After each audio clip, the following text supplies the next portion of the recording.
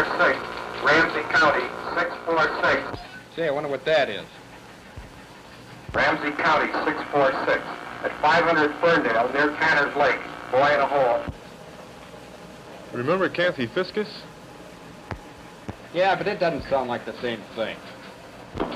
Ramsey County, 647, pick up an excavator at the power company. Take it out to 500 Ferndale. That boy in the hole is down about 18 feet. Rescue squad is on the way. It sounds like Kathy Fiskus now. Sully's over there somewhere. This is KG 723 calling Car 1. Sullivan? This is Car 1. Go ahead. What's your location now, Sully? I'm at Summit and Marshall by the cathedral. Okay, Sully, here's a long shot for you. Out at 500 Ferndale, that's out near Tanner's Lake on the east side. A little boy fell into a hole of some kind. He's down about 18 feet, so you've got time to make it. Take 7, then Minnehaha, and Ferndale is the first one past East Avenue. Turn right. Okay, I'm on the way.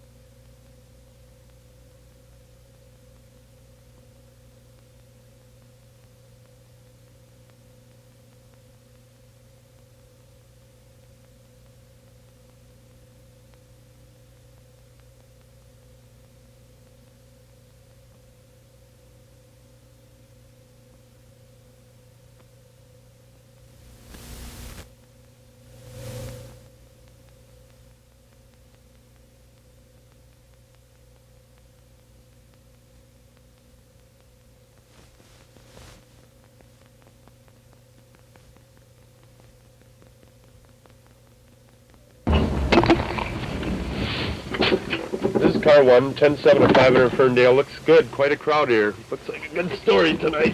Keep the Houston hot. I'll be late for supper.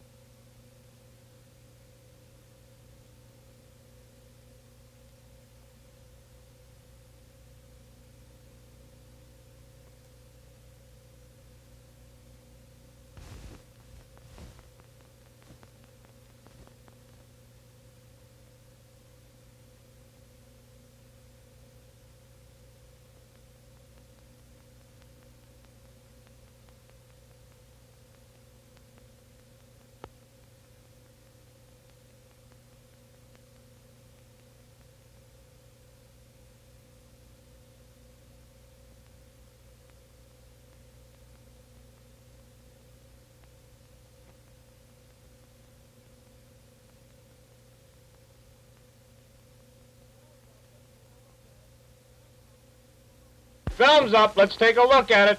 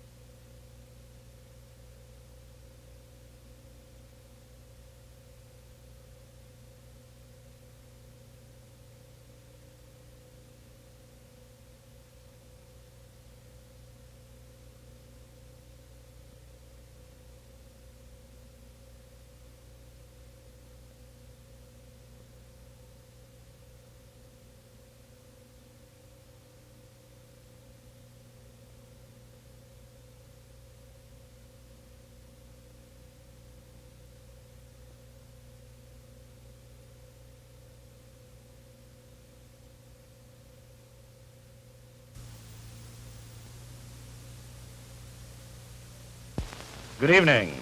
There's a happy household in rural Ramsey County tonight, happier than most because, as they say, all is well that ends well. The camera of WCCO TV cub reporter Joe Sullivan tells the story. Boy in a hole, the police dispatcher had said. Within a short span of minutes, it became obvious that it was a great deal more than that. The boy in a hole was 17-month-old Stephen Conrad, just a toddler. The hole was that and then some. A tunnel 8 inches in diameter, 18 feet deep, and straight down. Stephen had been playing in the yard when he toppled into the hole and fell all the way to the bottom. Now his muffled screams coursed as a shockwave through the crowd of onlookers. Neighbors, passers-by, anyone who could handle a shovel with delicate precision, assisted police and rescue workers as they scraped away the earth, which held the boy fearfully entrapped and alone so far below the ground. When he could watch no longer, Stephen's father, Norman Conrad, pushed others aside and took over the shovel himself.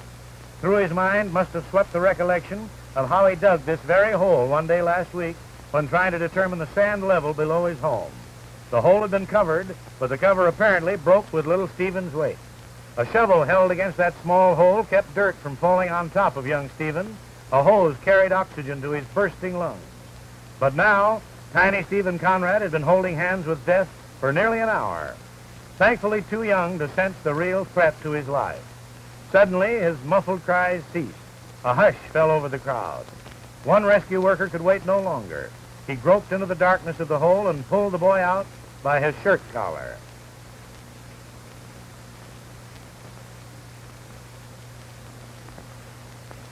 Stephen's grandmother, apparently thinking the child dead, was nearly hysterical as the neighbor led her away. She didn't know then that the boy would leave. Stephen's father lost not a moment. Hearing short breaths of life, he pressed the mouthpiece of a revival unit to his son's face. In a few moments, an ambulance whisked the boy off to a hospital. His father, stunned with relief, went immediately back to the scene to take a hand in filling the hole where his son had been trapped. And his mother, understandably shaken by the ordeal, wandered aimlessly through the crowd until Conrad finally suggested that she accompany the boy to the hospital. Their small son, as if by the hand of God, had survived his brush with death. He'll play again on this lawn, but there'll be a spot where the grass won't grow for a while, a spot of freshly turned earth, where Stephen Conrad was for one long hour of his young life, that boy in a hole.